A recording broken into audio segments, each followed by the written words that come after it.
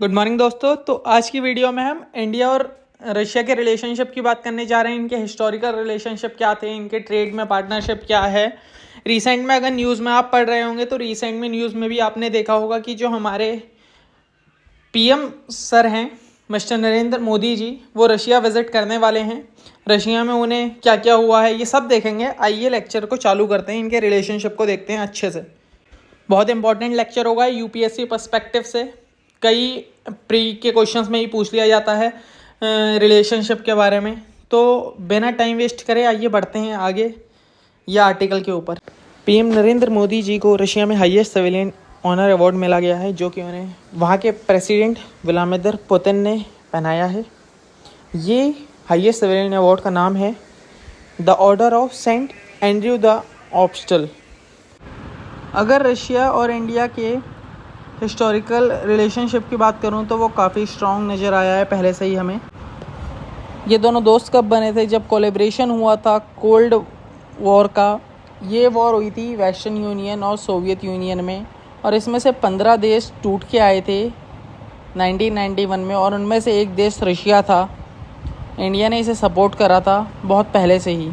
और दूसरी बात करें तो जो ट्रीटी थी 1971 में, इसमें इंडो पाक वॉर हुआ था 1971 में, जिसने रशिया ही एक ऐसी कंट्री थी जिसने इंडिया को सपोर्ट करा था, जबकि यूएस और चाइना थे उन्होंने सपोर्ट करा था पाकिस्तान को। फिर जैसे जैसे रशिया इमर्ज होकर आया नया देश, और अक्टूबर 2000 में इंडिया और रशिया ने अपने बायलैटरल रिलेशंस को और मजबूत करा, और उसी के साथ स्पेशल और स्ट्रेटेजिक पार्टनरशिप को भी लेके आए। वो 2010 में जो रशियन प्रेसिडेंट हैं वो भारत आते हैं, और इस बीच इस विजिट में स्पेशल और प्रिविलेज स्ट्रेटेजिक पार्टनरशिप को बढ़ावा दिया जाता है।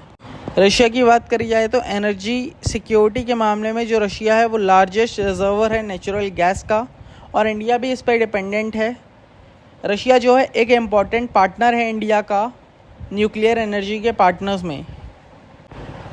अगर कुंदकुलम न्यूक्लियर पावर प्लांट की बात करी जाए तो वो जो तमिलनाडु में बिल्ट हो रहा है वो भी रशिया की मदद से ही बिल्ट हो रहा है।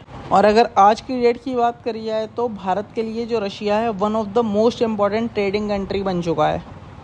और आज की डेट में बात करें जो इंडियन आर्म फोर्सेस हैं उसमें ज़्यादातर मिलिट्री वेपन्स टैंक्स भी रशिया से हैं, जैसे कि T-72, T-90s, और अलग अलग एयरक्राफ्ट के वेरिएंट्स जैसे MiG-21 और MiG-29।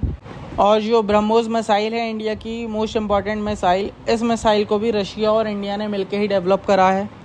अगर आर्म के डेटा का एनालाइज करें तो 1992 से 2021 तक रशिया से जो है हमने सामान 65% ख़रीदा है। अब देखो इश्यूज़ की बात कर लेते हैं कुछ इंडिया रशिया के रिलेशनशिप की। तो जो नंबर 1 पे इशू आता है तो रशिया के जो हैं आज की डेट में क्लोज़र टाइज़ हो रहे हैं चाइना के साथ, और रशिया और चाइना के जो मिलिट्री कोऑपरेशन है वो तेज़ी से इंक्रीज़ हो चुके हैं। दोनों के बीच में जॉइंट इकोनॉमिक इनिशिएटिव्स नज़र आएंगे। और जो दूसरा कारण बन रहा है इन दोनों की देश की समस्या के लिए वो है इंक्रीजिंग प्रॉक्सिमिटी विद पाकिस्तान। जो रशिया और पाकिस्तान के संबंध हैं वो आज की डेट में इम्प्रूव हुए हैं।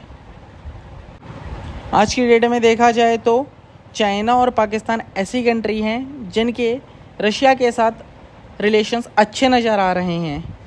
तो ये एक बहुत बड़ा इशू है इंडिया और रशिया की पार्टनरशिप के लिए, क्योंकि इंडिया के रिलेशन देखा जाए तो चाइना और पाकिस्तान से करंट डेट में अच्छे नहीं हैं। अब देखो एक और क्राइसिस हुआ है यूक्रेन क्राइसिस। जिस तरीके से रशिया ने अटैक करा है यूक्रेन के ऊपर, उससे रशिया के ऊपर कई सारे क्राइसिस लगे हुए हैं, और इसी चक्कर में इंडिया को भी एक क्राइसिस फेस करना पड़ा रशिया के चक्कर में। इस वॉर में हम लगातार क्रिटिसिज्म झेल रहे थे वेस्ट की साइड से, और आज की डेट में रशिया को भी दिख रहा होगा कि भारत जो है आत्मनिर्भर बन रहा है। भारत अपने अंदर खुद ही मिलिट्री के टूल्स बना रहा है, और इससे क्या हो रहा है declining economic engagement with Russia. पर एक टाइम पे जब बात करें 1992 से 2021 की, उस टाइम पे 65% इम्पोर्ट हो रहा था इंडिया और रशिया के बीच में। वो इम्पोर्ट आज की डेट में ग्रेजुअली डिक्लाइन हो चुका है। तो एट लास्ट अब थोड़ा बहुत रशिया के बारे में जान लेते हैं।